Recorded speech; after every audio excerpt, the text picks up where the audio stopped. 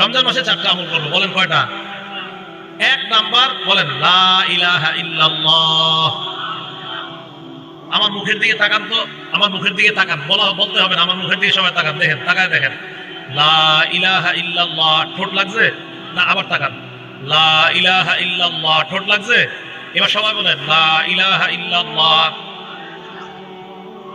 লা ইলাহা ইল্লাল্লাহ বলার সময় ঠোঁট লাগে না। আরেকজনের সামনেও যদি লা ইলাহা ইল্লাল্লাহ বলেন, আপনার ঠোঁট নড়বে না। এর মানে লা ইলাহা ইল্লাল্লাহ এমন একটা আমল, যে আমলটা করলে মানুষ কখনো দেখে না, এটা শুধুমাত্র আল্লাহর জন্য হয়। হুজুরের সামনে বসে রয়েছে, আমি আমার দিকে তাকান, দুইজন কথা বলতেছে, এই দেখেন,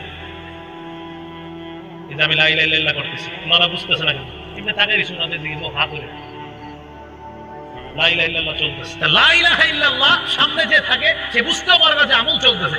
লা ইলাহা ইল্লাল্লাহ মানুষকে এটা দেখানো হয় না, এটা আল্লাহর সাথে বান্দার